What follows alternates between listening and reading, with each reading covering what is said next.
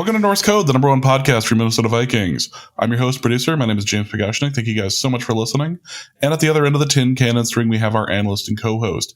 You know him from numerous blogs and podcasts around the internet, most notably from the Wide Left Substack.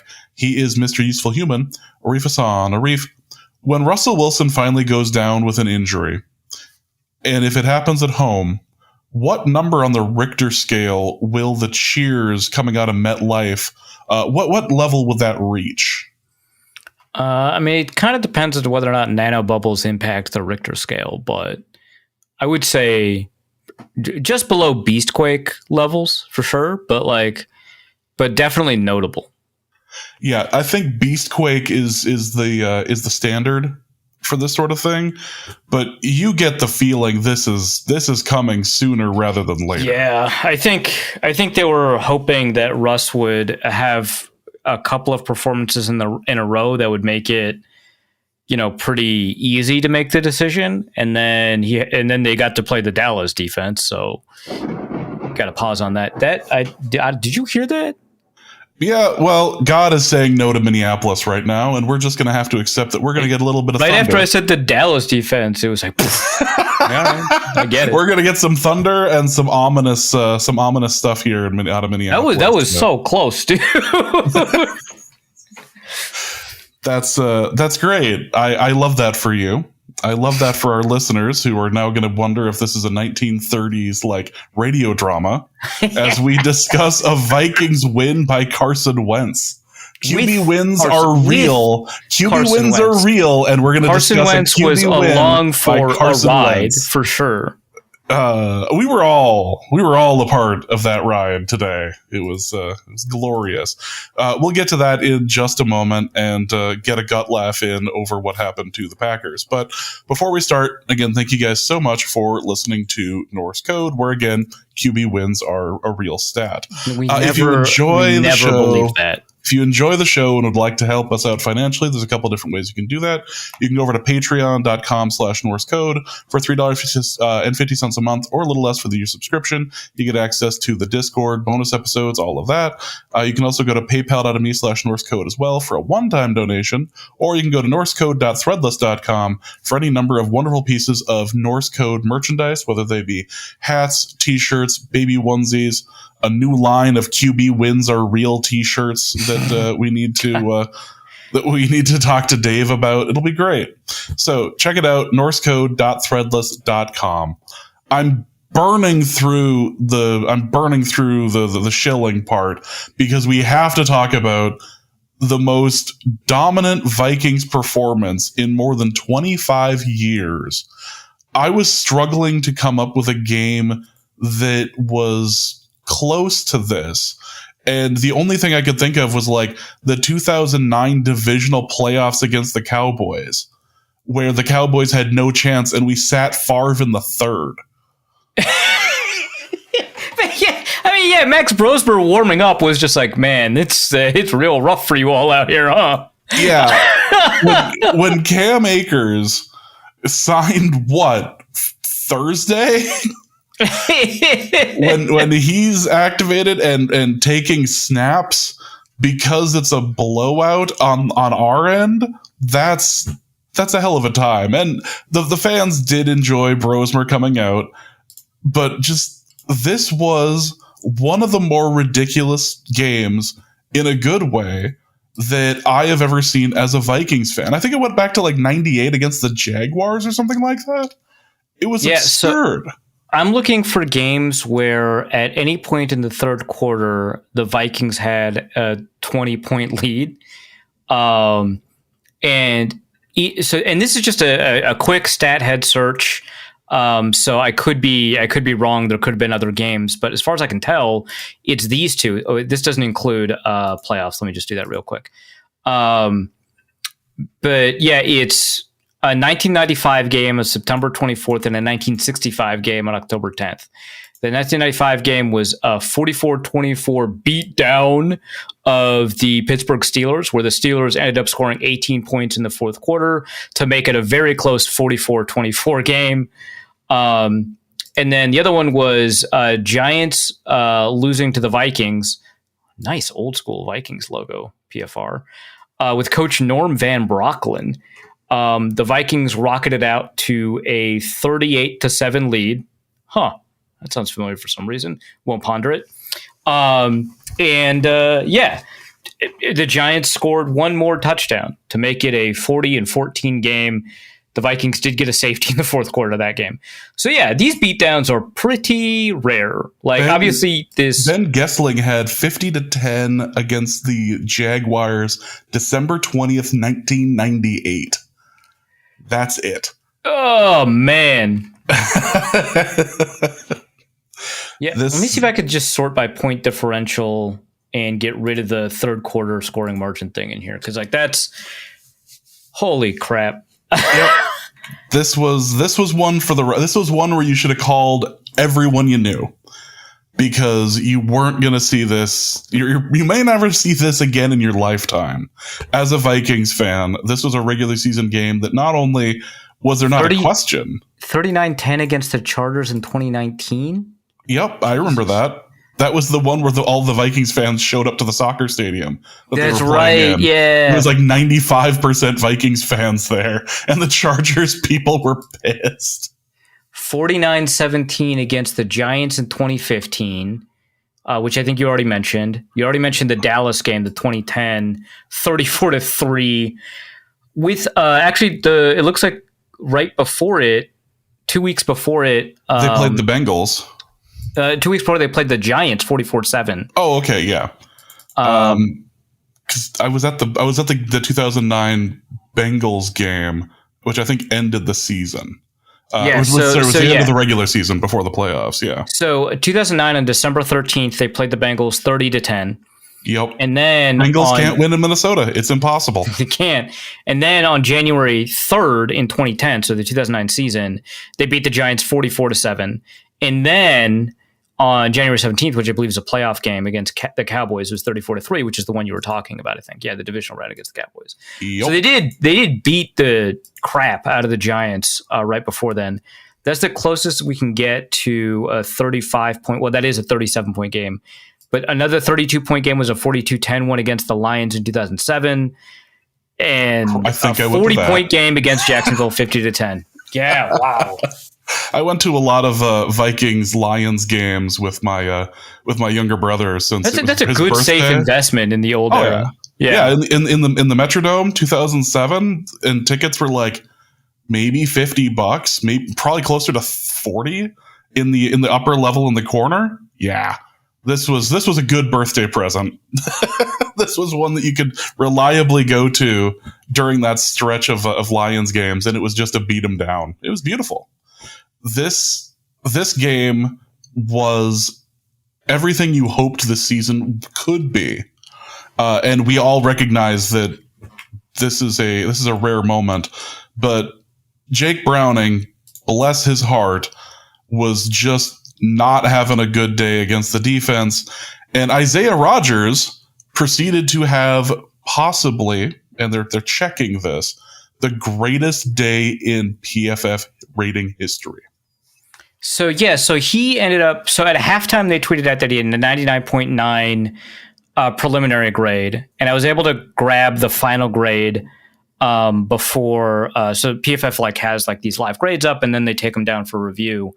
But they're up for about 20 minutes after the game is officially over before they take them down. And I was able to grab it. It was still a 99.9. His coverage grade was a mere 99.4, but. It seems as if his actions on some other plays brought that all the way up to 99.9, or more accurately, the renormalization process brings a coverage grade of 99.4 up to 99.9. But yeah, if PFF had a problem. I shouldn't say a huge problem, but one of the problems with the 100-point scale is that the old JJ Watt grades don't translate. And I think we just found the JJ Watt. I think we just found an untranslatable grade, one that does not fit on a narrowly constrained 0 to 100 scale. It was beautiful. It was poetry. It was absolutely... I couldn't believe... So let's talk about, just for a moment, let's talk about why we're praising him, because we're not giving context. He got a pick six off a tip from Harrison Smith. Welcome back, Harrison Smith. He did a peanut punch for a catch and not cause the fumble, and then proceeded to run that back. Was that in the same quarter, or was it just a couple minutes apart? So I believe the fumble was further apart. The fumble six was further apart. Okay. Yeah. If I take a look at Isaiah Rodgers's, because I'm like clicking around on PFR right now. If I take a look at, or actually I'm on True Media, which is so exciting. But if I click around on his like game grade stuff, we've got the interception, the pick six in the first quarter with 6:25 remaining. And then we've got the fumble six in the second quarter with 2 minutes remaining. Okay. Yeah. Well, I grouped them together because it was a hell of a first half. They come in pairs. Yeah. Yeah. And then was responsible for potentially another fumble.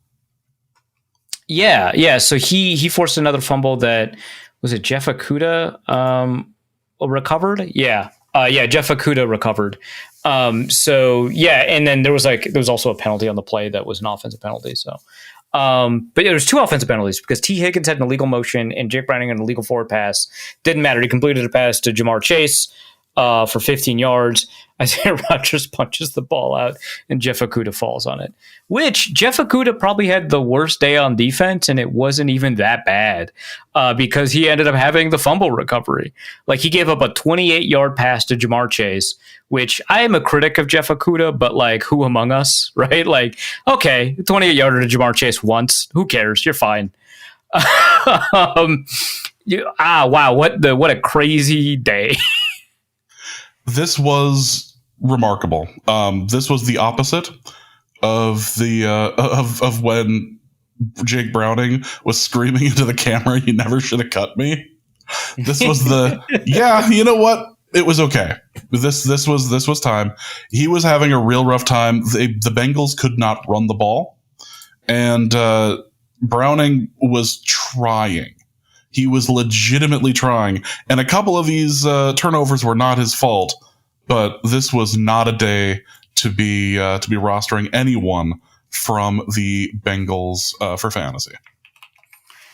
Yeah, I mean, I guess if you had Jamar Chase, you have the 5 receptions for 50 yards, which depends on how bad fumbles are in your league. But in any reasonable league, that it should be a huge negative. But I guess that's the closest you could, because like Chase Brown had a pretty bad day. Jake Browning had an awful day.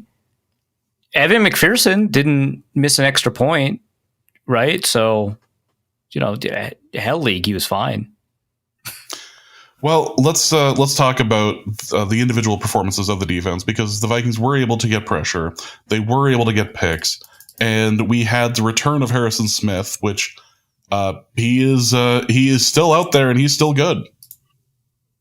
Yeah, so he played 20-ish snaps. He was mostly playing in a sub package role, kind of in some nickel snaps.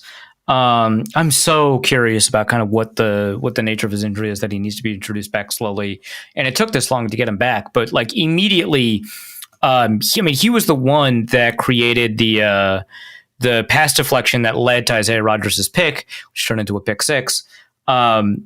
And that was in a big way what Harrison Smith did. He was not targeted again in coverage. Part of that is because he's Harrison Smith, so great. But part of that also was that he participated a lot in the Vikings' pressure looks. So the Vikings blitzed on about 60% of Jake Browning snaps, which feels like a particular cruelty, actually. Like that seems like real mean. But okay, that's the point. That's the point of football. And I don't know that he had any pass rushing snaps for sure, but he certainly presented a problem to the way the pass protection scheme was drawn up, which would allow people like Jonathan Grenard to have one-on-ones when they maybe otherwise wouldn't have. So that was like a big part of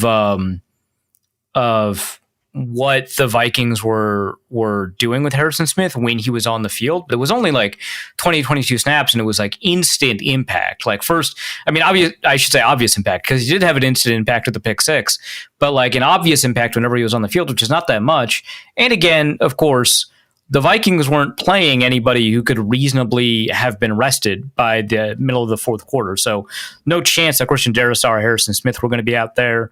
I imagine anyone that might have looked rusty, like Adrian Van Ginkel, was just not going to be out there.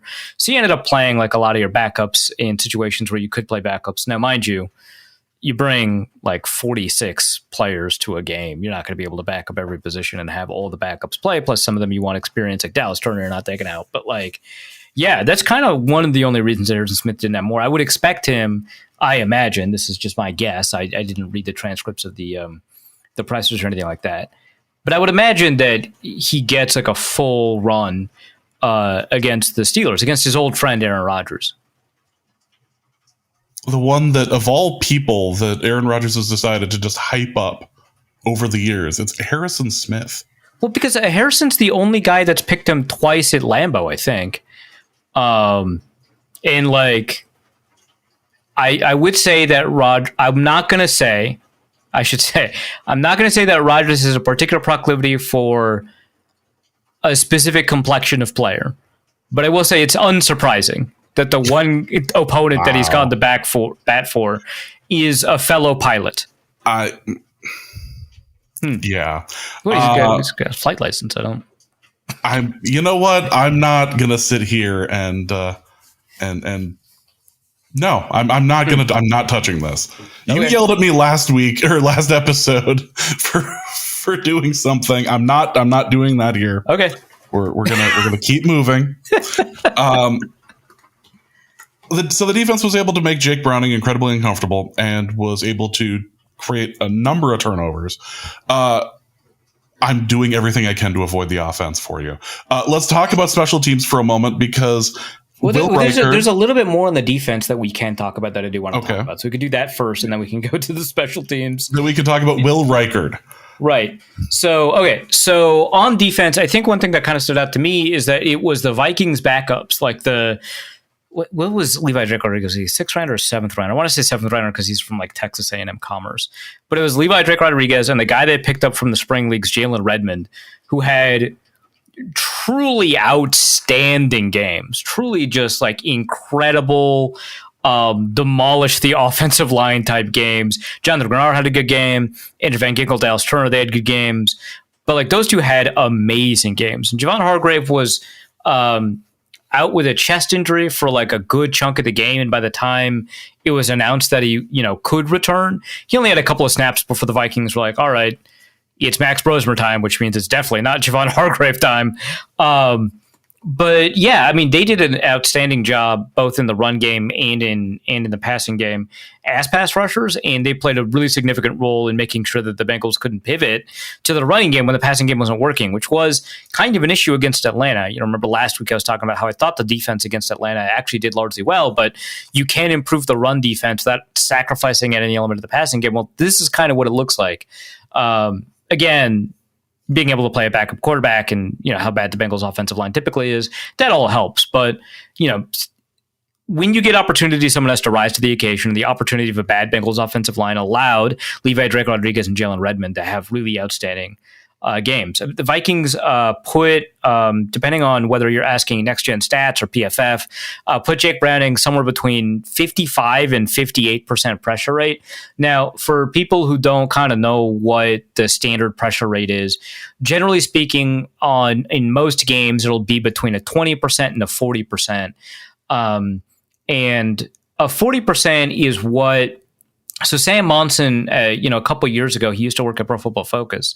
He said that he had found that when one quarterback in a game is a 40% pressure rate, so if it's not both quarterbacks, if one quarterback has a 40% pressure rate in a game, that quarterback or that team with that quarterback loses a substantial portion of the games. I forget if he had a statistic or if he just said that's the kind of the threshold.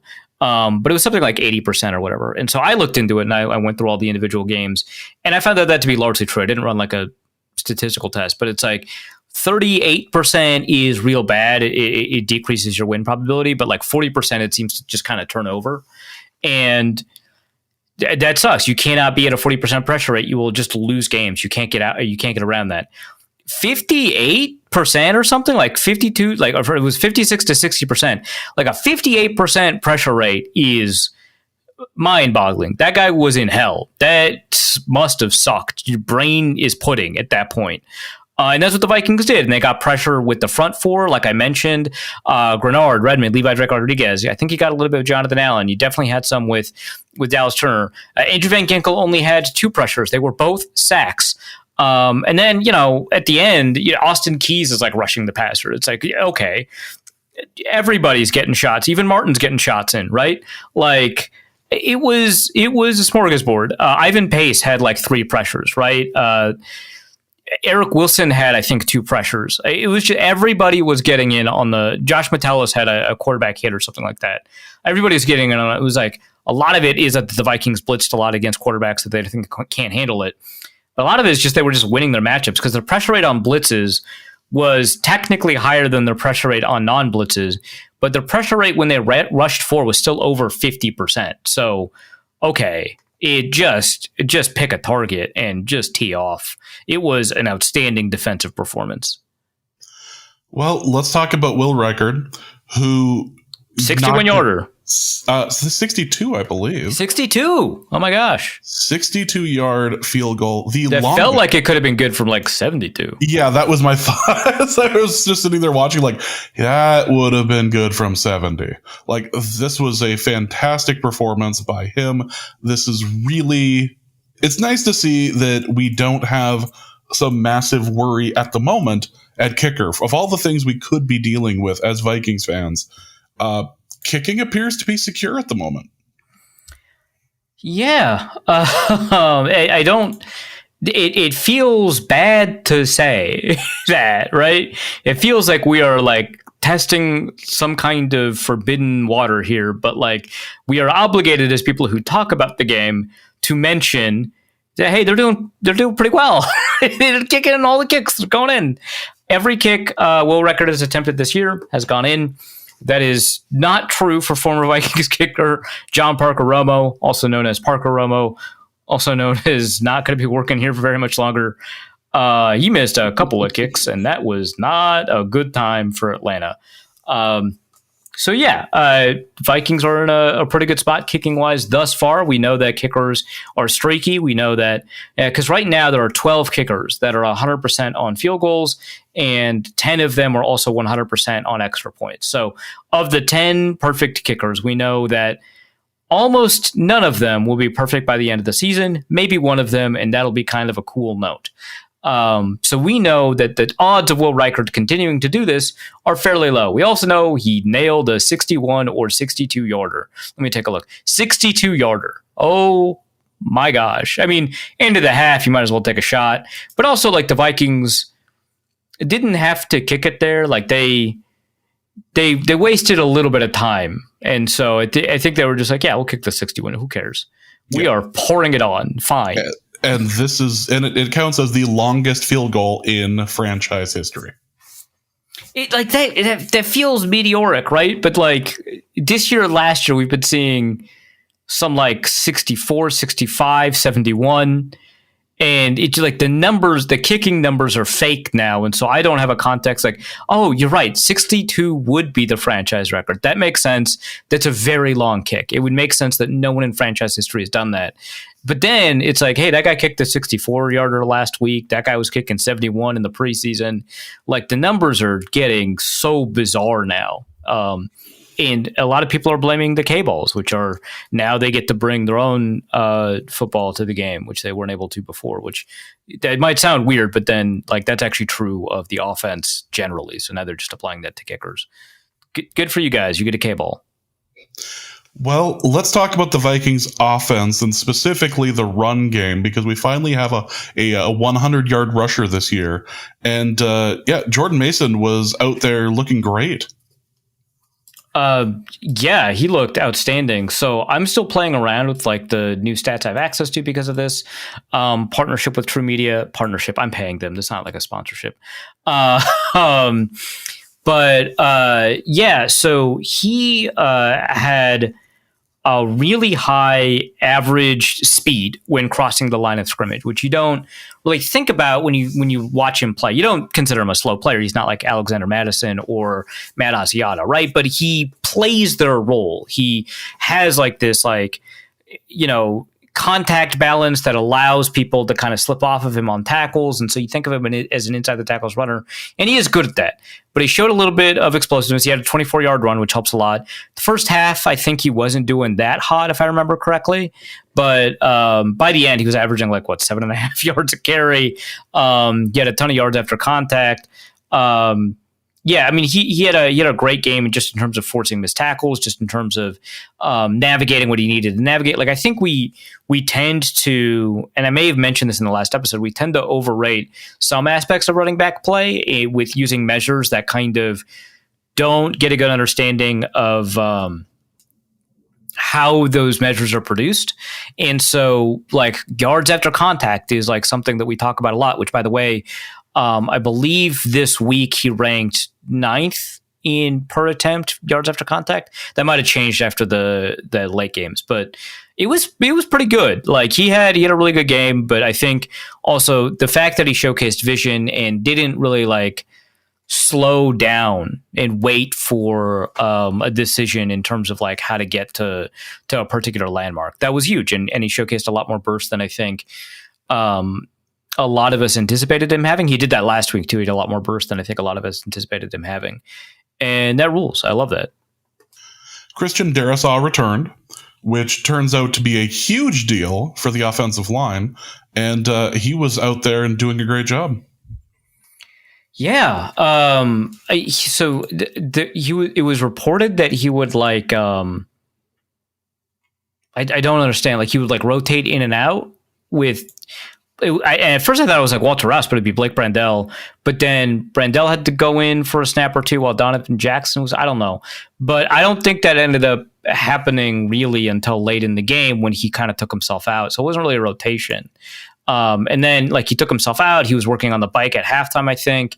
And then, yeah, who cares, right? Like, and then the game was over. So he allowed, I believe, one pressure in 21 snaps, or it might have been 20 pass rushing snaps, which is really good, obviously. There are games where like tackles don't allow any pressures. It would have been nice to have a perfect game, I guess, but he's playing on a brace. There's only so much you can ask.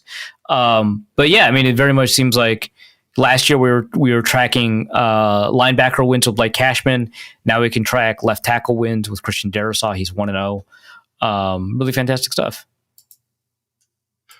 Let's talk about Justin Jefferson. Justin Jefferson was open. He was doing well. I can't do this anymore. Carson Wentz was the quarterback. Carson Wentz was the quarterback for most of the game and was useful. Yeah. Was not a giant liability. He got a lot of credit for that first drive, despite the fact that I feel like most of those yards were as a result of penalties. Correct. He was mostly accurate. He had moments of accurate, and did not turn the ball or did not put the ball in the Bengals' hands. Okay, yeah. Well, okay, so about that. So in terms of getting the ball to a receiver and being in a position where the receiver could reasonably catch the ball, by that definition, which is kind of mostly how we define accuracy, he was accurate. In the context of ball placement, right, which this is not me ragging on Carson Wentz to rag on Carson Wentz. McCarthy has this specific problem, right? So I'm not like arguing that like one should be better than the other because of this, right? But I would argue that he had some issues with ball placement, and that contributed to Jalen Naylor's drop. Like, he threw it behind Jalen Naylor, that was a drop, and that drop could have led to an interception. Now, if I'm like doing turnover-worthy play statistics and stuff like that, I wouldn't count that as a turnover-worthy play, obviously, right? And I wouldn't count that as like a huge negative, right? Like, if I was doing PFF style grading, that would be a minus 0.5, probably, right? But it wouldn't be like a -1 for sure. So, he was accurate-ish. And I will say this about him. In the second half, and again, he had like what? 8 dropbacks in the second half and all of them in the first half. So, but in the second half, he did showcase a couple of things that you needed to showcase in this particular offense. So he showcased better ball placement, which means accuracy, right? And the primary problem he had in the first half is he's holding onto the ball too long. And again, this is a problem that JJ McCarthy had. And if we are comparing the degree to which the thing that we're talking about is a problem, right? Holding onto the ball too long, ball placement and stuff like that, it is the unfortunate reality that Carson Wentz was better at the weaknesses that he demonstrated than JJ McCarthy was in those exact same traits, right? Which it pains me to say, obviously. But that change, that capacity to get rid of the ball quicker, which they did incorporate a lot more quick game elements in the second half. In the first half, I don't think there were that many quick game elements. He was just getting rid of the ball on time, so it seemed like that. But like a 14-yard dig is not quick game. That's obviously not what that is. But he had a higher proportion throughout the game of, passes under 2.5 seconds. And so when that happened, when they started incorporating more quick game elements in the second half, he was not only more accurate, which I find a little bit surprising because it's not the game he likes to play. He was a lot more efficient. He didn't invite any pressure. Depending on who is doing the measuring, he either had 0 or 2 pressures in the second half. Again, not a huge sample, right? But that is part of him getting rid of the ball quickly. So 2.97 seconds, I believe, in the first half on average. Again, and this is by a charting company that had McCarthy at 3.51 last week. And so I think PFF had him at 3.21 last week. So it really depends on who's doing the charting. But the point is, it is significantly above average in terms of how long he's holding onto the ball. When you take a look at like his drop back depth, or you take a look at whether or not he's doing a hitch step or something, he wasn't getting rid of the ball on time. And it was nevertheless better than McCarthy. And again, like you said, he wasn't getting rid of the ball. Now, am I going to trust Carson Wentz not to fumble in the future? Of course not. He's the fumble king. He loves fumbling. He was an even worse fumbler than Kirk Cousins. That might happen. But at the moment, we don't know that McCarthy is not a fumble king. It seems like if you hold on to the ball for 3.5 seconds every play, you will be. And there's the unfortunate additional problem here that Carson is not throwing that many interceptable passes, or any thus far. And McCarthy definitely has done that thing. So, yeah, I don't think Carson Wentz looked amazing. But the problem for kind of my takesmanship arena here is that that's not really the question that we're going to be asking for like the next couple of weeks. It's not, is he amazing? Is he looking outstanding? It's, is he better than JJ McCarthy, what we would expect JJ McCarthy to be? Yeah. And is he competent? Right. And McCarthy is not right now, or hasn't been, I should say. When he comes back, will he be? I don't know that we have evidence of that.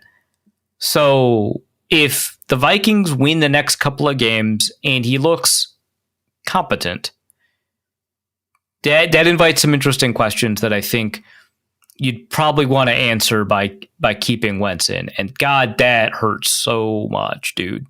Yeah, this is it was a special kind of experience to be watching the Vikings and going, I don't know about this quarterback situation.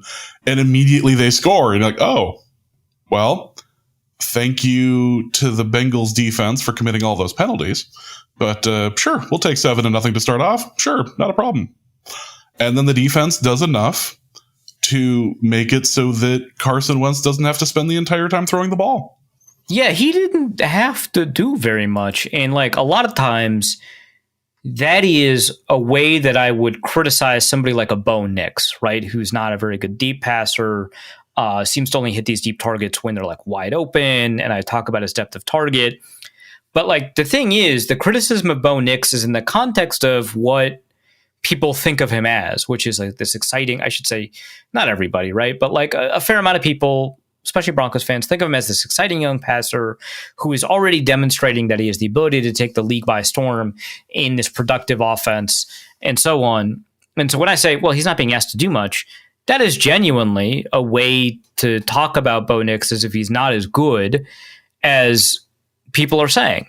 I don't know that anyone is saying that Carson Wentz is amazing. I'm sure like Monday morning, there's going to be all kinds of talk radio and ESPN shows that are going to say, well, you can't possibly bench him. He's a winner. You can't bench a winner. But I mean, in terms of like the way that we think of Wentz as a quarterback, I don't think he's done anything that warrants us knocking him down even further than we already have over the past 8 years. And so when I say he didn't have to do much, that's more about how difficult it is to evaluate him and about how awesome the rest of the Vikings supporting cast for Wentz was. I mean, they were outstanding. And the fact that they were outstanding doesn't mean any of the passes that were complete actually fell incomplete secretly through some arcane process. It just means we don't have like a good understanding of what it means when the Vikings need to win by passing the ball. Like, what does that look like? And, you know, we might find out against the Steelers. I'm not going to say I doubt it because, like, anything can happen. But, like, the Steelers and the Browns are not the most amazing tests of, like, oh, the quarterback has to get it done. Let's see what happens. Like, that'll come after the bye week, which is unfortunate because that's when they have to make the decision. Mm-hmm. Well, I mean, Carson Wentz was out there. He was chucking the ball around. The second half, when he didn't necessarily have to be throwing all that much, I think he said like 6 or 8 dropbacks. Like, yeah, they were getting where they needed to be, which is, again, the problem is that we're looking at somebody who is looking competent in the offense, and let's be frank, McCarthy hasn't been. Yeah. So I just looked at Carson Wentz's next-gen chart. So here's the thing. His average depth of target was fine. It wasn't like he threw a bunch of screen passes or anything like that. But it's also interesting that he only attempted one pass over 20 yards and it fell incomplete, right? And again, he was throwing a lot in the intermediate range, so it's not like the typical he's only throwing slants and screens, it's short, it's a bunch of yak. That's not really what it was. It's a lot of intermediate, but it is interesting because we're not getting that test, that moment where you have to think, oh, okay, you're down by 4 points. There's 2 minutes left of the game. You got to sling it. Can you do it? And we don't have any context for what that's going to look like for him in this offense. No, but we do have some. I guess, what it looks like when Justin Jefferson and T.J. Hawkinson are getting targeted. Yeah, and Hawkinson looked much better in this game. Like, there's that clip going around of him looking insanely slow on a choice route. He looked fine in this game. He looked good. He got 49 yards or something like that. You got like his yardage, which is great. Jefferson got his 70-plus yard game. That's all I asked for. I just wanted him to get 70-plus every game. I don't actually have him in any of my fantasy leagues, and I don't actually bet on him all that often in daily fantasy or anything like that. I just want him to keep getting records for like my own personal enjoyment. So 70-plus yards, even though it's a volume metric, whatever. I just want that. And he got it. Great. I do want him to get a couple of touchdowns. Again, that's not like, well, it's actually a good opportunity for me to blame Wentz. I can't believe you wouldn't let him get a touchdown. Jerk. How dare he? I can't. Okay. Also, hold on.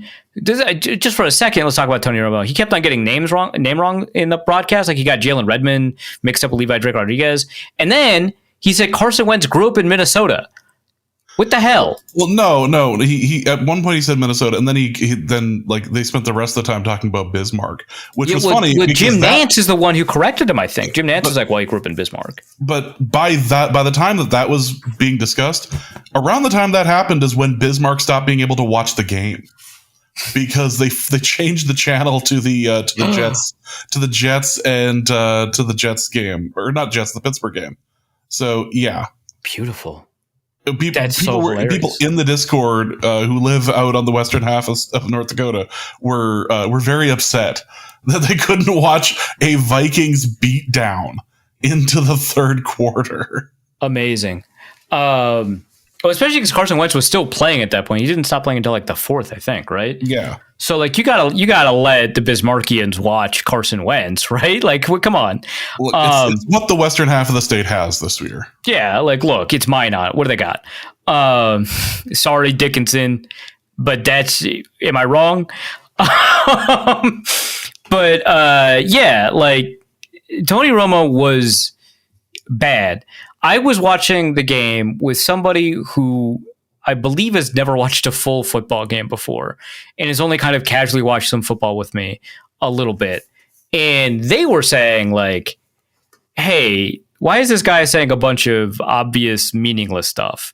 Like, it's like, it'd be really good to get points here. And it's like, they were like, isn't it always good to get points here? And I was like, yeah, it is actually always good to get points here. So that didn't help.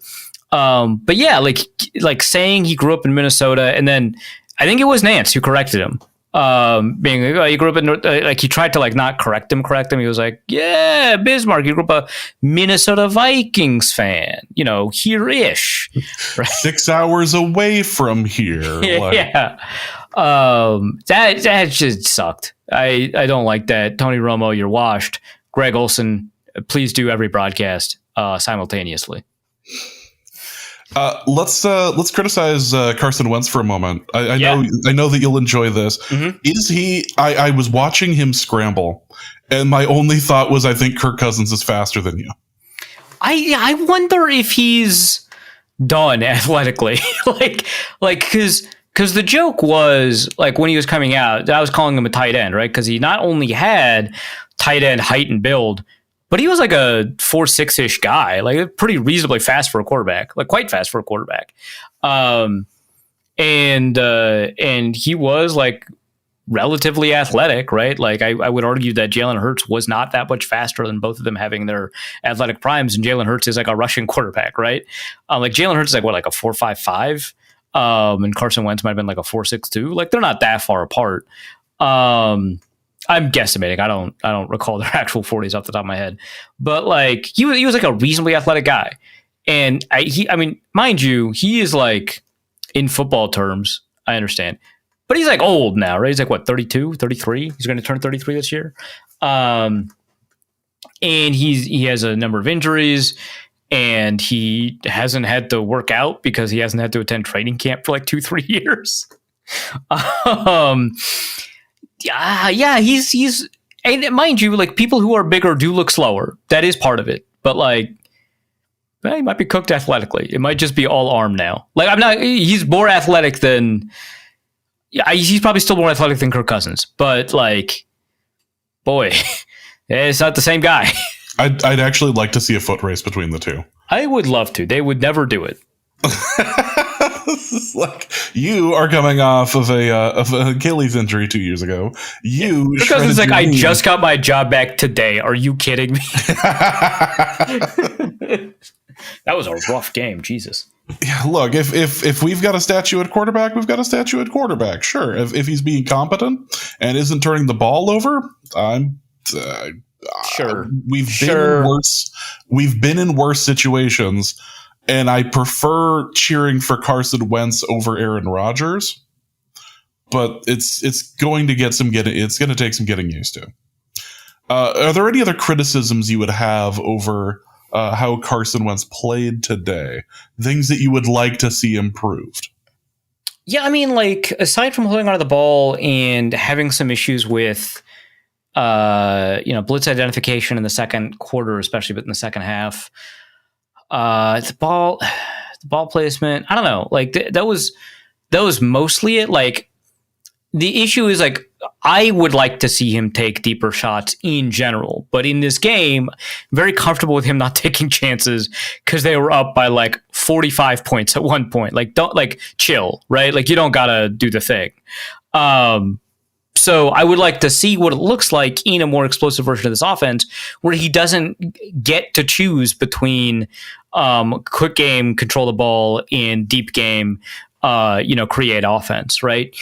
So in the second half, his time to throw dropped like really substantially, like 2.4 seconds or something like that. Maybe 2.6 because it's still a Vikings offense, but really substantially.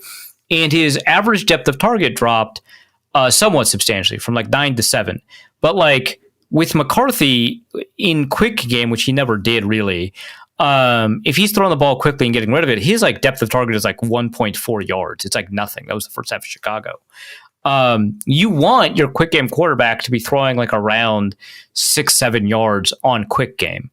And that's what he was doing. And he was throwing like 9 yards on other throws, which again, if it's only on long throws, you should be passing further than 9 yards deep. But it's tough to get a read on like where he could improve when they made the correct decision to be like, well, we're up by 40 points. So no, we're not going to do anything at all, actually. Oh, yeah, good move, actually. Yeah, give it to Xavier Scott. Like, I agree. Yeah. What a game.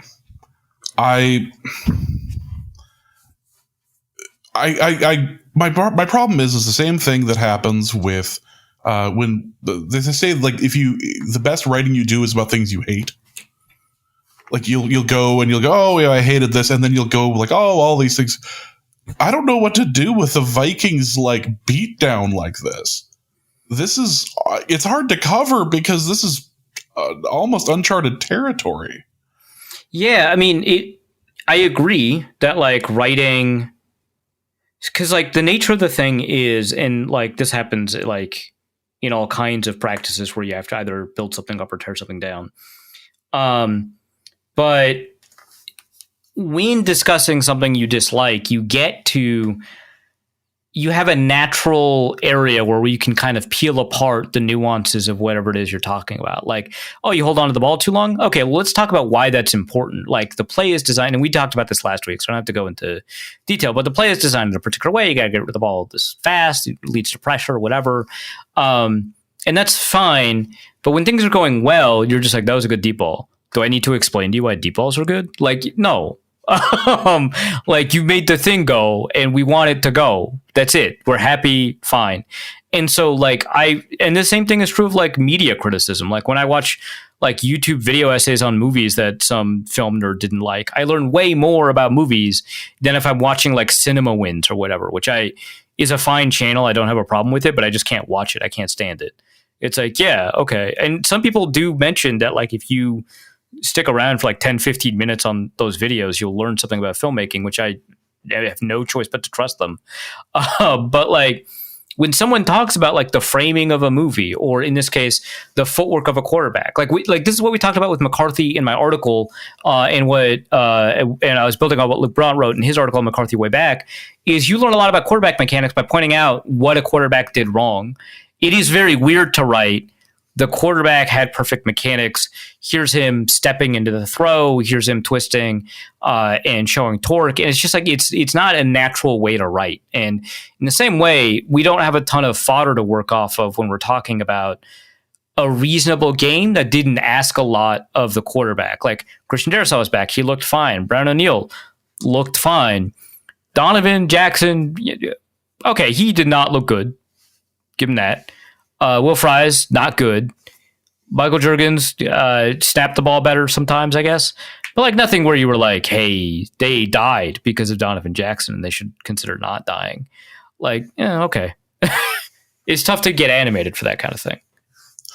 Well, let's close the book on this, and we'll cover some more in the mailbag, because I want to talk about what happened in Cleveland, Ohio, when the Green Bay Packers came to town. And boy, they had a real productive fourth quarter and got 0 points out of it. And Justice was not happy. I'm glad. Good. I'm glad that bad things happen to you, Justice. That's outstanding. I hope your life continues to feel that bad always.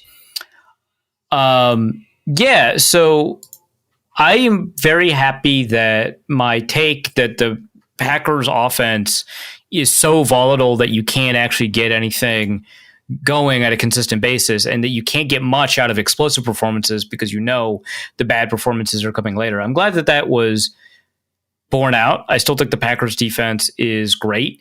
But to be ahead 10-0 in the fourth quarter, in the middle of a game where like no one is getting anything done, it has to feel good, especially if you have prior information that your defense is outstanding. And then to give up 13 points in the fourth quarter, including like at the very end, and then have a kick blocked. Yeah, no, I said that correctly. Boy, if I liked you, I would feel so bad for you.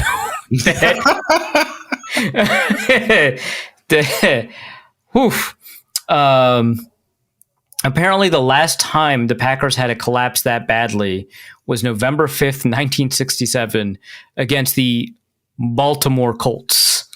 Ooh. To quote a tweet from Justice, in 3 years, there will be an investigative report that will show that this ref crew had money on the Browns cover. Okay, Justice. Sure.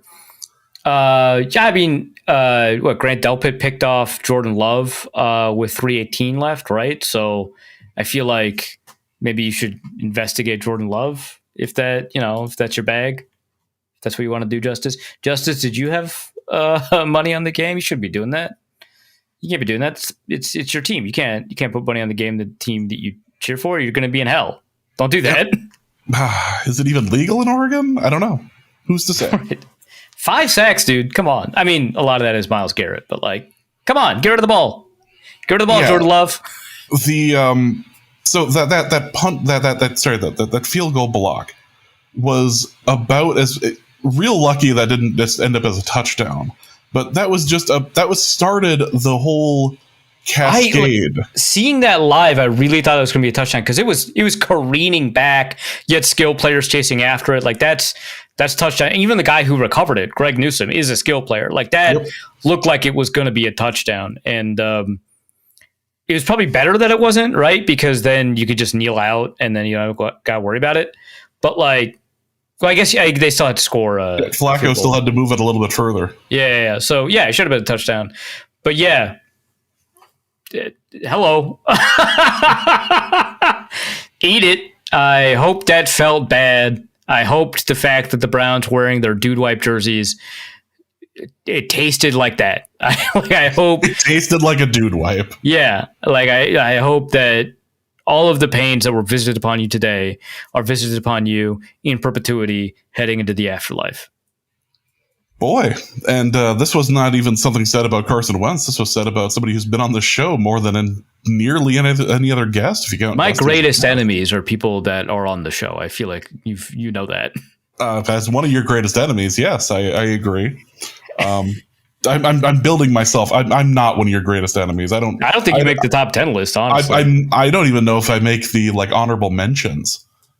Which is unfortunate because I feel like I have more control over your life. Well, yeah, and you do cause me a great deal of pain. We definitely agree on this, but like Ben Solak has been on the show, Ben Natan has been on the show, Luke Braun has, against my wishes, been on the show.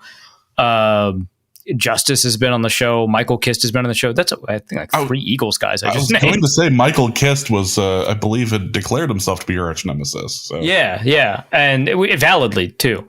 But yeah, and I'm just rattling some guys off. I'm sure we've had bigger enemies on the show, but it's just like, James, it's a lot of work to have to make up. Yeah, I'm not willing to put in. I'm willing to put in the hours, but not the effort.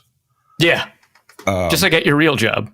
I didn't say that. So let's get into the mailbag, and we got a whole bunch of questions, including a bunch involving the game.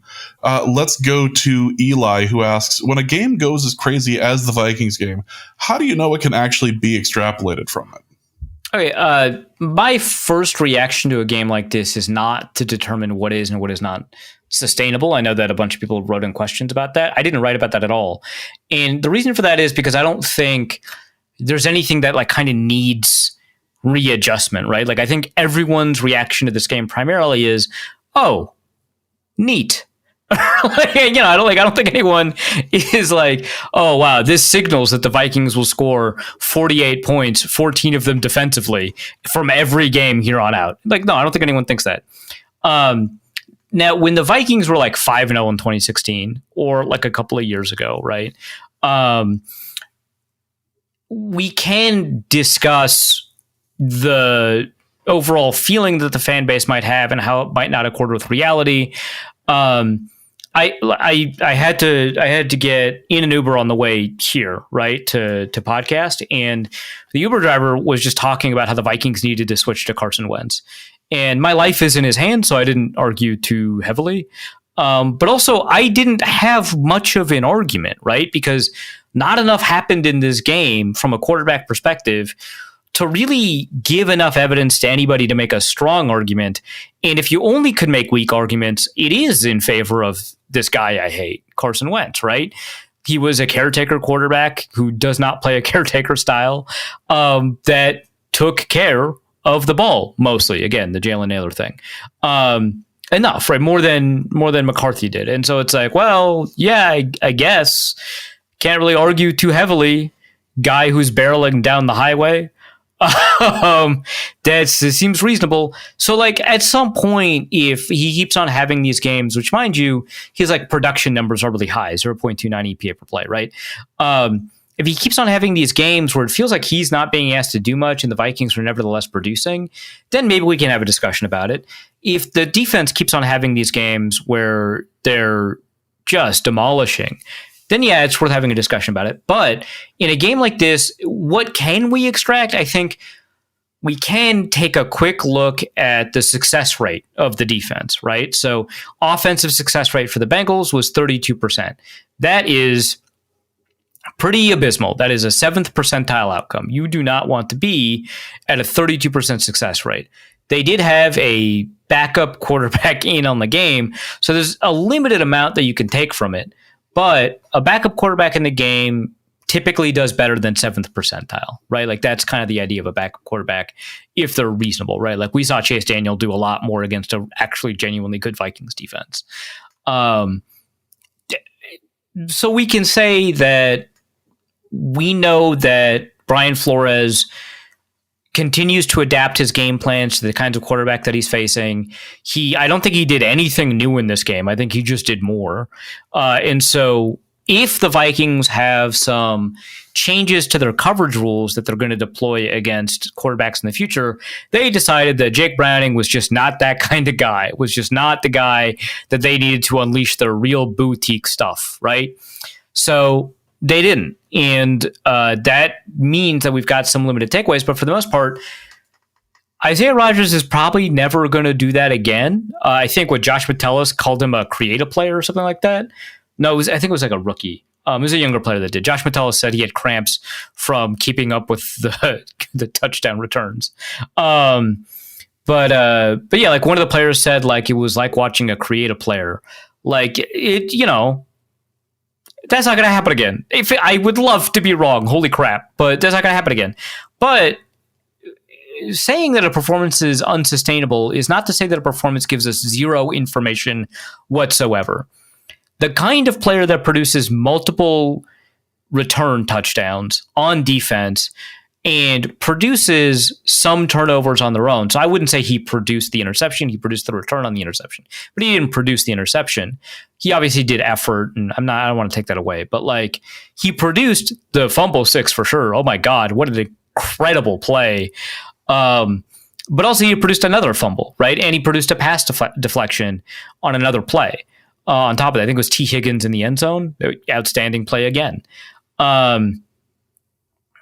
With like all of the, like we get some information that he seems like he can hold his own and generally do quite well, and that the Vikings might have a pretty good like free agency approach. There was a guy who's worked in personnel at the college and a little bit at the NFL level who texted me like the Vikings have an amazing pro personnel department. Their pro scouting is outstanding. And then he sent that text, and the very next text is, what's wrong with their college scouting? I was like, you think I know the answer to that? But like, you're right. It sucks. and we talked about that a little bit, but like mostly it was just like people like around the league recognize that the Vikings pro scouting is outstanding. And Isaiah Rodgers is one reason why. He's not going to have a game like this again, probably, but he's probably going to have good games in the future. And that is a far cry from where we were at the beginning of training camp when we were like, we just don't know that much about this guy. He had a good game against the Eagles. I think his PFF grade was mediocre, but not against the Eagles, for the Eagles in the playoffs.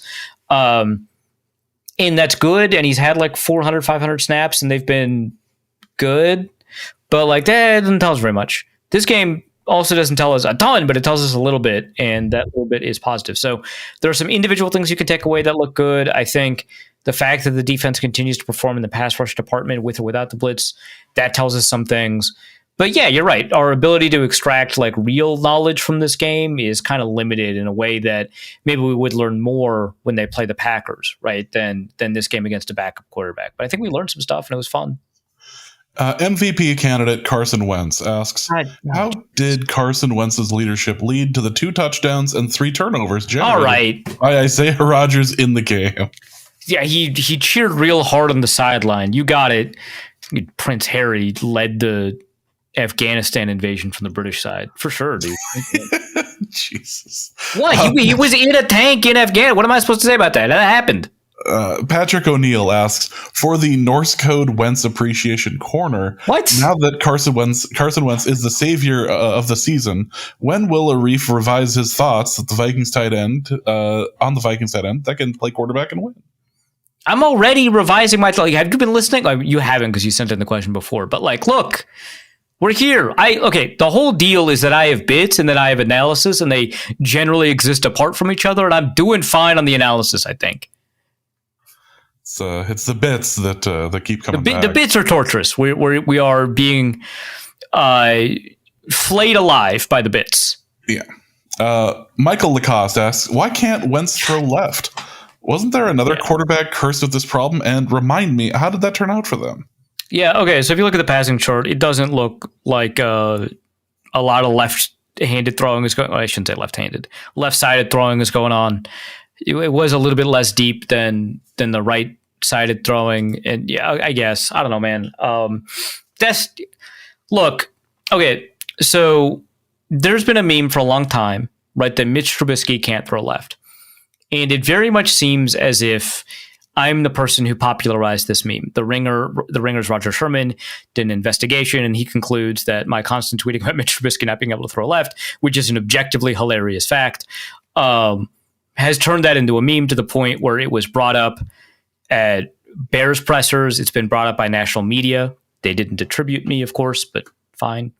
I'm not the one who first discovered it. I believe Thayer Clausen was the first person who was like, at a professional level, it seems like Mitch Trubisky can't throw left. But that was me kind of tweeting into the void and manifesting. And then Mitch Trubisky at some point was like, yeah, we've been working on me throwing left. Like, it was just crazy. Anyway, Trubisky's career has not gone outstanding, but I will say it's gone a lot better than a lot of busts, so I'll give him that. But yeah, Wentz, if you can't do that, that is going to be a problem going forward. But it seems like the only time the Vikings threw left was when they were throwing in quick game against Chicago. And then in the second half, they didn't do it. And then they didn't do it in last week, and they didn't do it this week. So I don't know if that's like a Wentz or McCarthy thing. I feel like maybe the Vikings offense needs to do a little bit more on the left. We don't actually have a large enough sample for it to mean anything. But like, if we do, then you got to figure that out. Yeah. Chandler asks, was everyone in the national media actually right that the Vikings needed to acquire Aaron Rodgers? No, they got the correct Rodgers. They got Isaiah Rodgers. They're good. They're fine.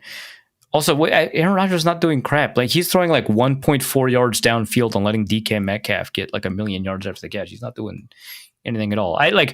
They're like Steelers reporters that like will say publicly, oh my God, Aaron Rodgers is doing really well. And then I know for a fact that there's like a Steeler reporter group chat. And I know in that group chat, they are complaining about how Aaron Rodgers plays just the most boring, talentless football right now, which is not to say he doesn't have talent, right? Like he will just like rip a back shoulder throw 40 yards downfield. But he'll do that maybe once every 2 games. And then a lot of it is just like, oh, wow, he threw another crosser 2 yards underneath. And now George Pickens is just running through a small child to get the next 30 yards. Great. So like, no, you didn't have to get that guy. Next question from Vignesh is, how long can I enjoy my life until Arif mentions turnover luck regression? Okay, so anyone mentioning it wasn't my fault. Someone else mentioned it first. So that's not on me. Other people mentioned it. But I will say, I'm only going to talk about it when it becomes a critical element of a discussion, right? Like, if someone says, wow, the Vikings defense can take the team all the way by themselves, then I'll be like, hey, chill out. There are some concerns here. But until then, I've got to talk about it. Yeah. Next up, Genderless Fraternal Order asks, what's worse, losing 30-0 to the Panthers or losing to the team that lost 30-0 to the Panthers? Okay, I get why the second thing feels bad, but definitely losing 30-0 to the Panthers is worse than being the team that lost to the Panthers 30-0. The team that lost, you know what I mean? Because like, any given Sunday kind of effect, right? But like, there's an any given Sunday effect, and then there's a 30-point beatdown. And like, any given Sunday, the Panthers could probably, get close enough to mount a close game win over the Falcons or whatever, right? But like, the Falcons can only have problems losing 30-0 to an awful Panthers team. Maybe they got bad luck. Maybe the refs didn't call them the right way. Maybe they signed the wrong kicker. Maybe all those things, but like, that doesn't explain a 30-point deficit. So I think that's worse. I think you can kind of lose to a team that ends up losing to a worse team, but I think being the one that actually loses to that worse team is awful. Zach Dixon asks, is Christian Darrisaw the Vikings' most valuable player? Yes, next question. It certainly seemed that way. Max Brosmer Enthusiast asks, should the Vikings sell high on Wentz and let Brosmer play until McCarthy is healthy? Hey, so Brosmer only threw 4 passes, but they looked pretty good, I think. One was like a drop to Thielen, so he should have been 3 for 4. That was outstanding. Got rid of the ball on time, diagnosed the defense correctly, was playing against backups. Again, it's kind of preseason-ish, but like, hey, consider it. Maybe trade Wentz for a second rounder and let Brosmer play, right? You already got your QB2 in Desmond Ridder, so, QB1 Brosmer, QB2 Ridder. Then McCarthy comes back, and then he's QB2 instead of Ridder, I guess. Yeah, hey, Brosmer looked pretty good. I know we covered this last episode or the episode before, but it just hurts watching Patrick Mahomes out there with no weapons. It'd just be nice if he was able to like go to another market where he would have weapons. Yeah, and like you do want to like that upcoming cap hit is tough, so you do want to like help relieve the Chiefs of that cap hit. So yeah, as an owner, I know the partial owner that is something that you are concerned about. Moritz Boringer's burner asks, what a throwback. With Wentz now cemented as the best quarterback in Vikings history, with a plus 38-point average margin of victory, it's just untouchable, as well as a Packers loss and the Seahawks inevitably blowing out with an inevitable blowout win. At the time of this writing, it was 21-0. The special teams for the Seahawks were astounding today. Yeah, go Torrey Horton, man. Is this Arif's happiest day ever? Okay, the Seahawks 44-13 win doesn't really impact me. Okay, I just want that to be clear. I'm not like a Seahawks fan. I am a Darnold fan, kinda, and he played lights out. Like, I just want to say, like, in addition to like the box score stats, like 2 touchdowns, 12.1 yards per attempt, 154.2 passer rating.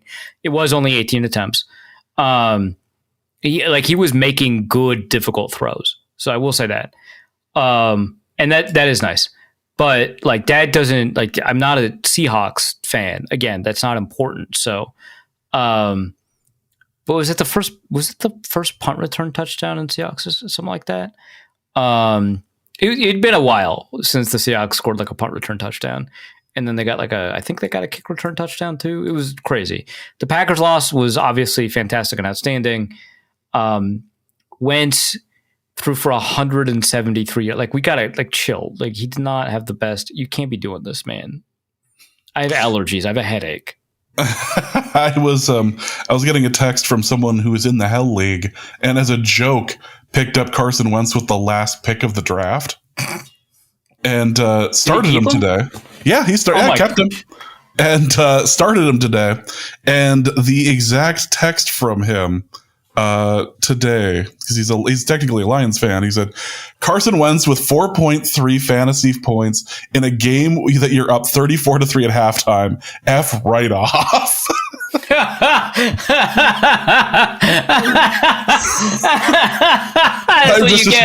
I just responded, dude, this is literally the best case scenario. Yeah, right. Yeah. Wait, you want him to be trying? What are you, psycho? You don't want to lose? Nope. We're good where we're at. Captain Carrot asks, was Wentz running into sacks on purpose, or is he just that much slower than he thinks he is? A lot of guys are slower than they think they are, including McCarthy. But yeah, I think maybe he was like a little slower than he maybe was used to being. Next question is from Dave, who asks, based only on today's game, is this the greatest rookie class for the Vikings ever? Oh, because you got Brosmer in. Okay. I'm sure there was a game. I'm thinking of the Randy Moss Thanksgiving game, but yeah, see, come on, please don't. Don't do this to him. He can't. His brain is already hurting enough. Yeah, I have allergies. I already said that. Yeah. Speed Hawk Tua asks, for a Reefs rule change corner, it's generally accepted that the current rules favor the offense. In order to make it a more even split, which defensive penalties would you remove the automatic first down from? And which offensive penalties would you add a loss of down to? I think the first thing ends up being that pass interference would no longer end up being a spot penalty. Yeah. So, and they're like good arguments why it should be a spot penalty, but I think on balance, I don't think it's a good idea. In college, it's like 15 yards, right? Which I think makes sense.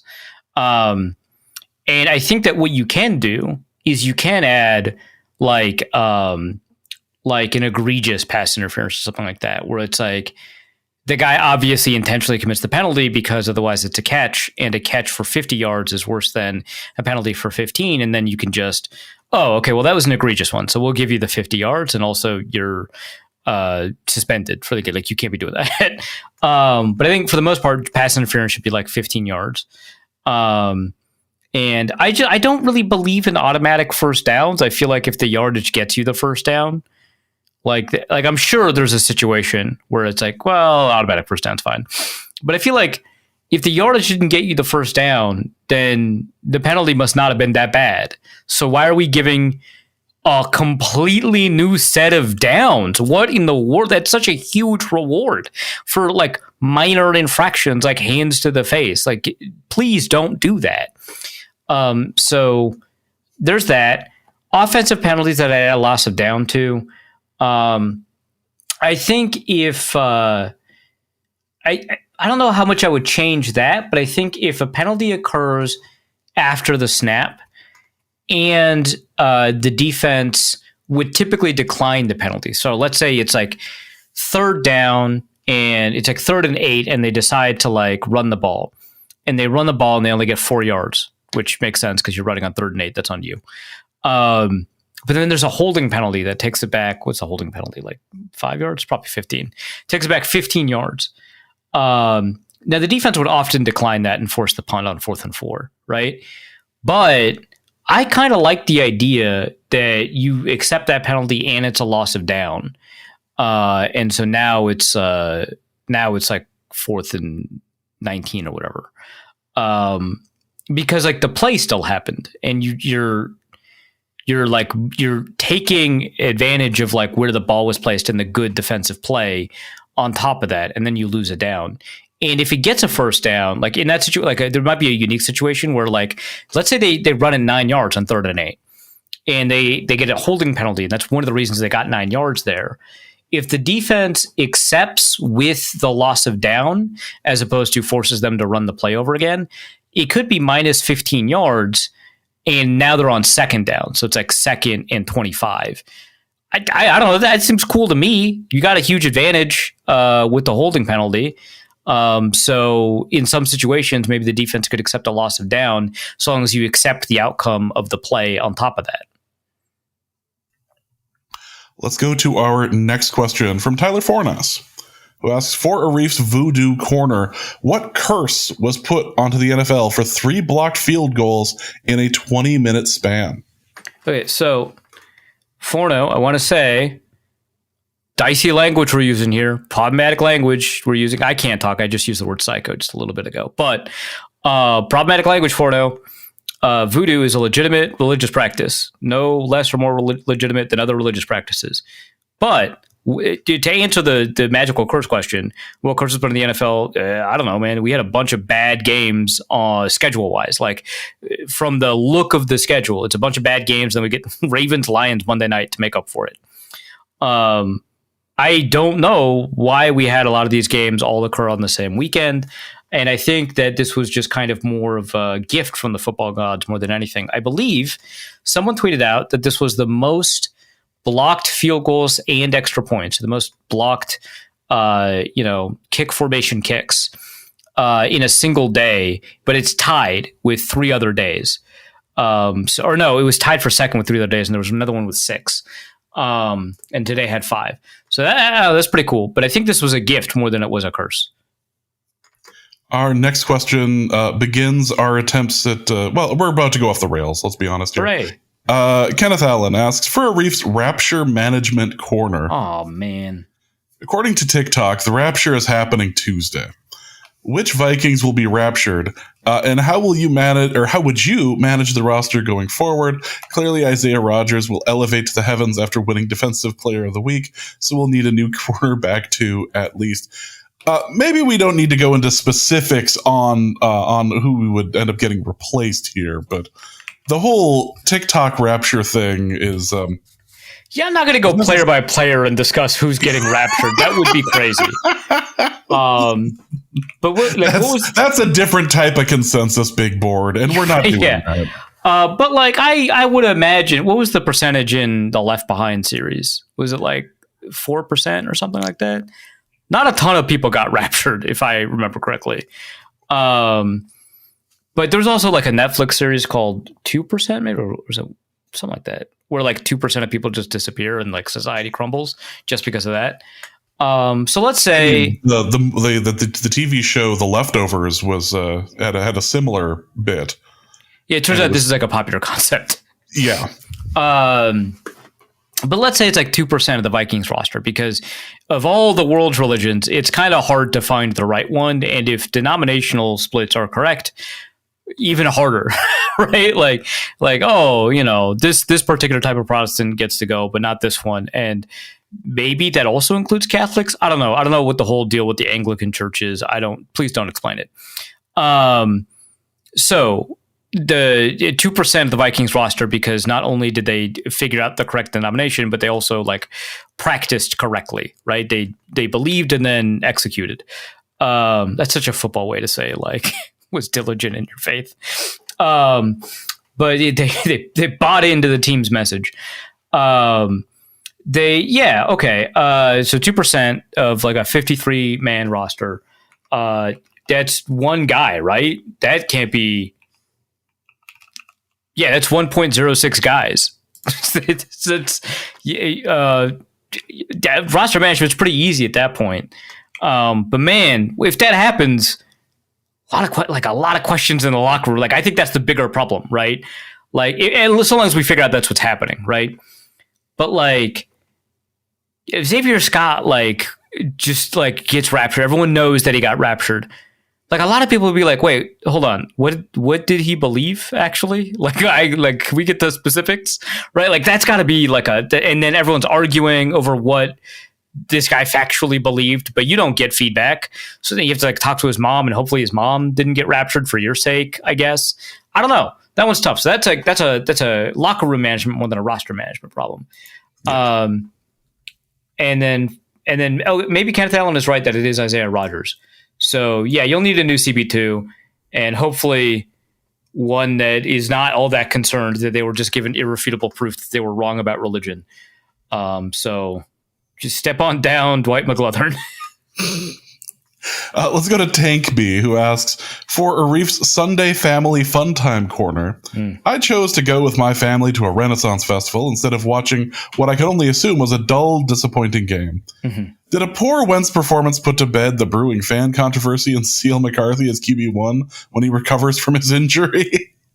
Yeah. Yep. I'm glad that you fast forwarded to your question. Somehow you knew exactly what timestamp it was, and to determine whether or not you wanted to listen to the recap earlier in the episode. And the answer is, yeah, Wentz was terrible. Something like 4 or 5 turnovers, negative passer rating, which is mathematically impossible, and 6 sacks on 14 dropbacks, which is nuts.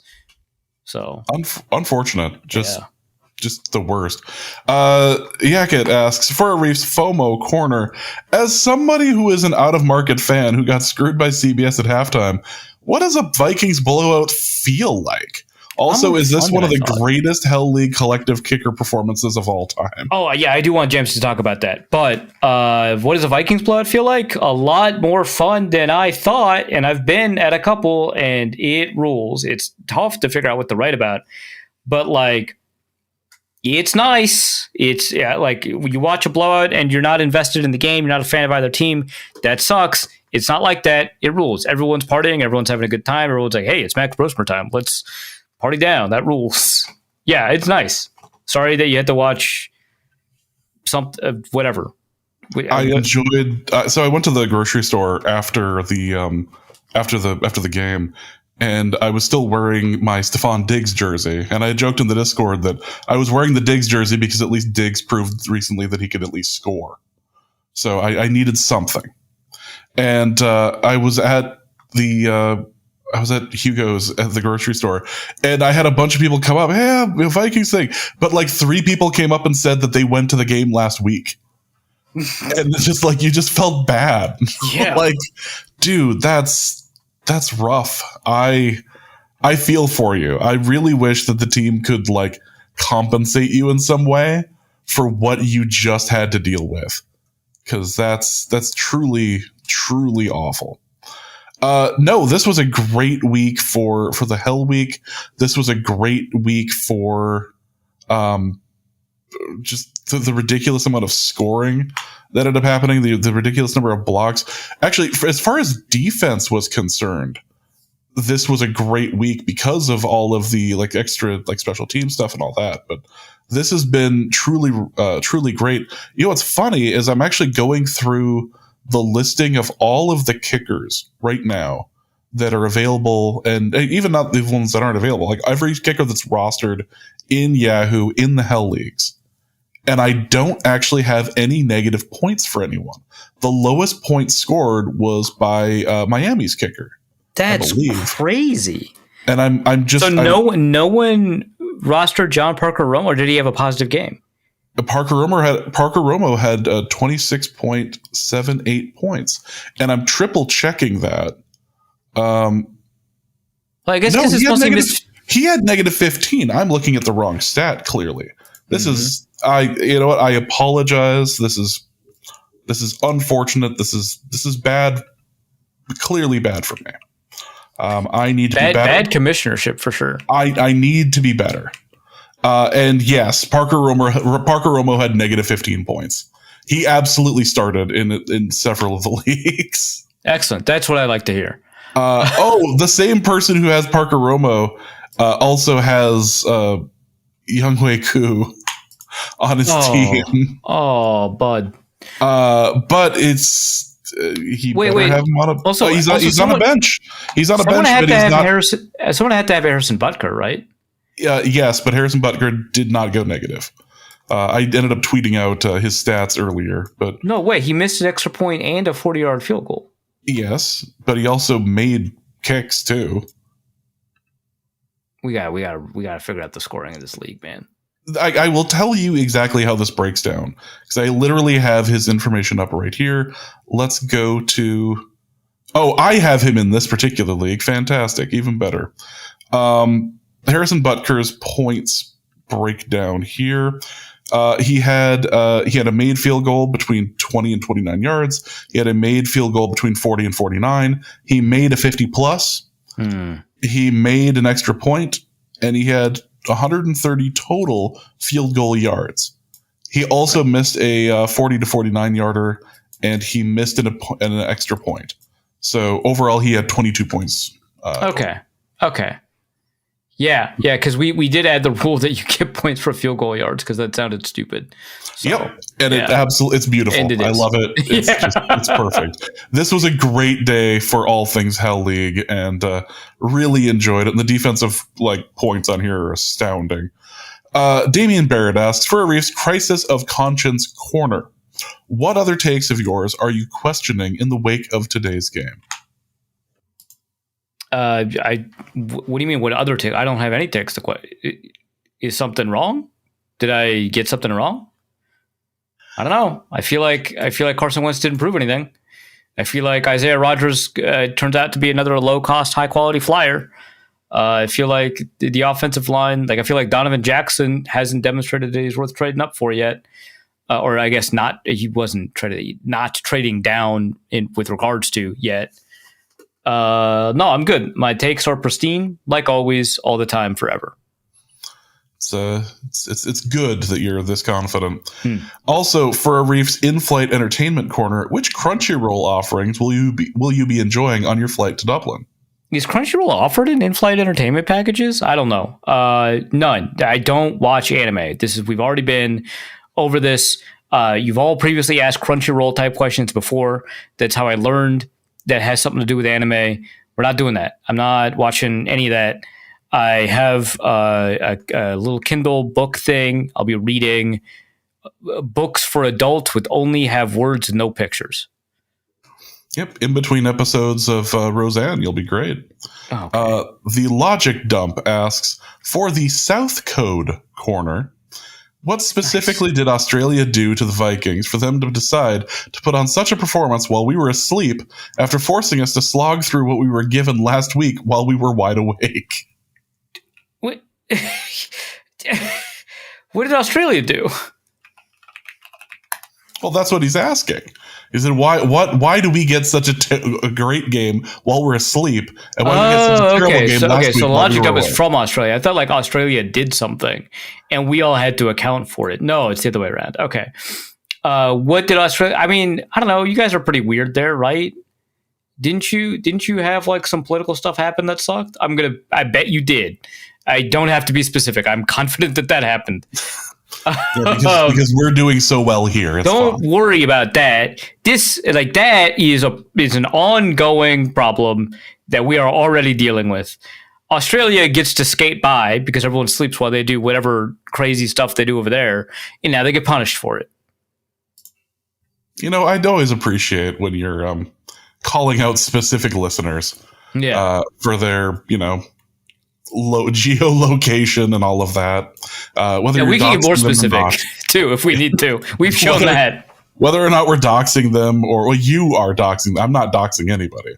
Do not write in the paper that I doxed anyone. Room Bull Sharif asks, for Arif's thruple corner, say someone used your advice and got a Groupon for a mummy-based escape room. Okay. The problem now is that they solved it too quickly and are now thinking that the other is stupid and dropping fast in the thruple standings. What smart European thing in Dublin can said person do and brag about that brings up their esteem in the thruple, but doesn't come off like they are too much up their own backside, and come off as better than the other two in the thruple, despite what the standings say? Okay, so first of all, again, you should not be keeping standings. Relationships, again, are not about winning. You are not supposed to win a relationship. That's bad. Also, I cannot believe that you followed through on Groupon advice because I struggle to believe that anyone still uses that. And also, I would they use them for escape? Do escape rooms participate in Groupon? So they're like, yeah, we'll give this discount.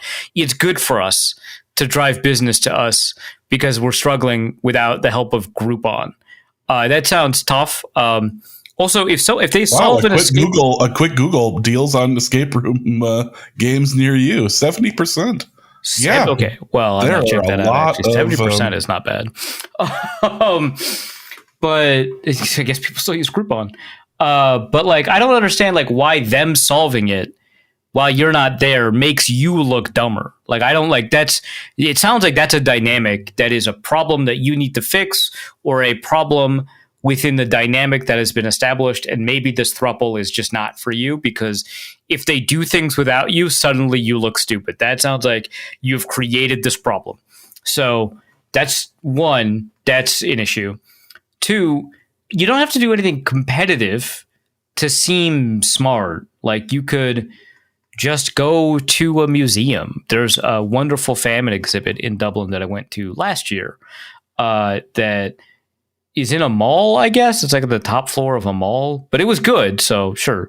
And just like go to a museum, casually drop that you went to a museum, make sure you learned enough to kind of just like drop facts over the course of the next week or so. But like, don't be like, hey, I went to a museum, and just like, oh, well, it was awesome. You know, I went to this thing and I saw this thing. You know, obviously I got fish and chips because that's like a British Isles thing. Obviously, you know, I got like kale, mashed potatoes, and you know, when I went to this museum, this is kind of what I saw. Just casually, right? Like, don't like make it assumed that you would, of course, go to a museum, but don't go out of your way to be like, oh, did you know I went to this museum? You can't say it like that. Like, you gotta like bring it up as part of a thing, a list of things that you did that seemed natural that you would do that. So that's probably how I would do it. There are a number of museums in Dublin. Also, like, if people in the throuple are impressed by like whiskey snobbery, there are a lot of opportunities for a lot of excellent tours to distilleries, and you can get some unique whiskeys that they only sell to people who go to the distillery. So that's always an option. And it's kind of like a museum because they will explain their history and maybe the history of whiskey. And you get a little treat that you get I think in the construction of your win-based relationship heuristics, I think like buying the relationship some whiskey, that's got to be like a positive, right? So I guess that's my answer to that. Yep. These are the ways that you can win. Don't try to win relationships. Speaking of which, let's end with my 5-year-old plans to replace me. Oh, happy birthday! Who asks, question for Arif's relationship corner. Last episode, you recommended I taunt my wife by flexing and high-fiving the vendors at the farmer's market. Mm-hmm. To be fair, let me be clear, I said that. Right. I said that you should be high-fiving the vendors at the farmer's market. I said the flexing, though. You may have agreed. I was the one who said high-five everyone at the farmer's market. Sure, yeah, but I did the flexing and the yelling. That was my contribution to that. Absolutely. Well, now she's mad. Why? Super mad. Huh? And it did not seem to alleviate her confusion and frustration when I said, Arif told me to do this. Okay, so, I don't... So before you head off to Dublin, how do you recommend I win her back? And after winning back her love, how should I make it clear that I'm winning the relationship?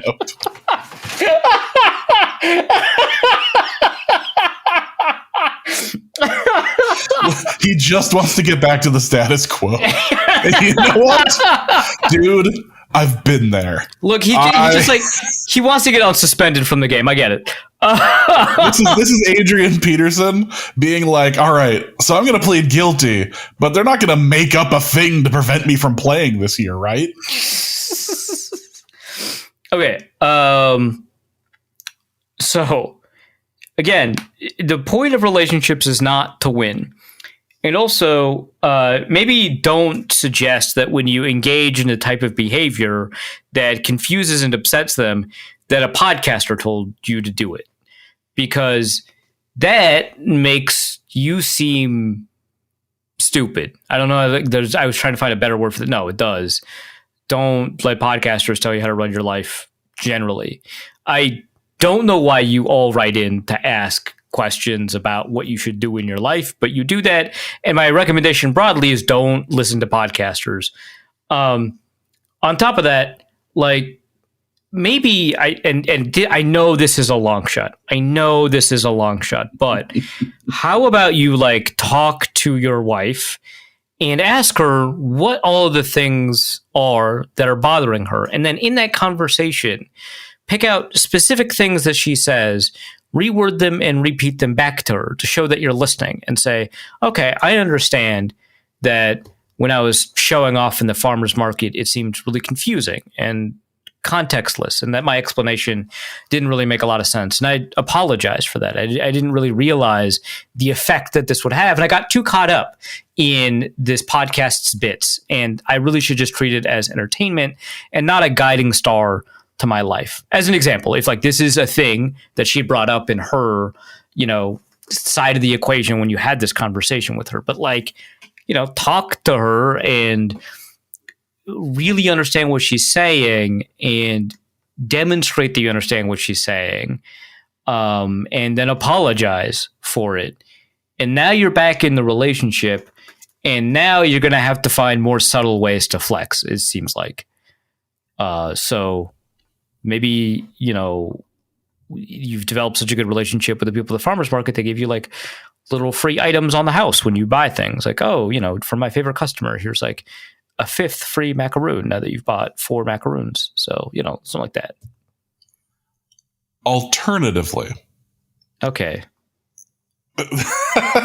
What? I thought I gave like some pretty good advice, and the way you said alternatively made it seem like, wow, Arif, listening to your wife? What terrible advice. Listen to this. I'm just offering up another opinion. Mm-hmm. Alternatively, you can just remind her that relationships are about winning. Okay. And that she needs to work harder at the relationship, clearly, because last episode, you were able to do all of these things that she was not typically able to do during her period of time. It's clear that she needs to put in more work. And going back to the scene of the crime, the farmer's market seems like the way to go. Okay, and a nice reminder of the work that needs to be done. So I just before you decide to partake in either of these two seemingly mutually exclusive pieces of advice, that you correctly demarcate who said which one. That's important to me. One of these could involve divorce and or murder. So let's just be clear who was responsible for what here. I believe, I think you could do a combination of the two, but really, why would you want to? That seems tough. I'll be honest. That one does seem a little difficult. Why would you want to? Hard needle to thread. Yeah. And with that, that'll be the end of this episode of Norse Code. We hope you have enjoyed it. Arif, what do you have to plug, and where are you going? To hell, it sounds like. But barring that, I am going to Dublin, which is not hell. That was not a metaphor. So I'll be headed to Dublin. I don't know what my plans are in terms of like meetups and stuff like that. There is like a thing that NFL Ireland is putting on that they invited me to. Greg Rosenthal is there. A couple of other people are there. It sounds like you have to like purchase tickets beforehand, and I don't want to do like a meetup that's just, you buy tickets, right? So you could do that. I would love for you to support the people at NFL Ireland who are only partnered with the NFL. They're not actually part of the NFL. But I am going to figure out how I'm going to podcast with one of my Steelers friends. And from there, we might be able to figure out kind of just a meetup for anybody who's in Dublin that doesn't require like an entrance fee. So figure that out. I'll tweet it out or Blue Sky it, or actually both. Why wouldn't I just do both? And that's going to be how you find out. Maybe I'll put it in the Discord if I remember that I'm a member of that Discord.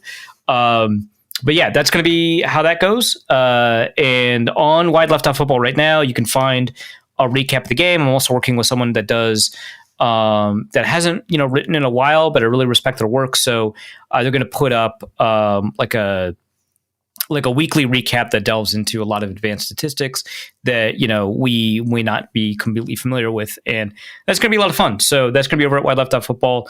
I don't know what Alex's next piece is. I don't know what James's next piece is. I don't know when Devin's first piece is coming out, but we're really excited about kind of all of the stuff coming down the pike for Wide Left. That is going to be it for this episode of Norse Code. We hope you have enjoyed it. We will be back next week to preview the Steelers game. So, for Arif, my name is James. Thank you guys so much. And just remember that I can't remember the sign-off. The horrors persist. The horrors persist. And so does Carson Wentz. Yeah. And we will be back next week. Norse Code is the largest and only division of Norse Code LLC. You can find Norse Code on the Daily Norseman, SB Nation's Vikings blog at dailynorseman.com.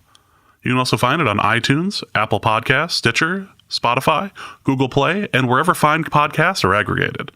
Our Vikings blogger extraordinaire and generally useful human is Arif Hassan of... and he can be found on Twitter at Arif Hassan NFL. I'm your producer and host, and my name is James Pagashnik.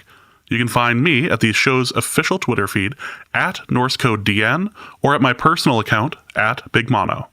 If you'd like to donate a few bucks to the show, you can do so in a couple of different ways. You can go to patreon.com/NorseCode and donate there. For $3.50 a month, you get bonus material and more.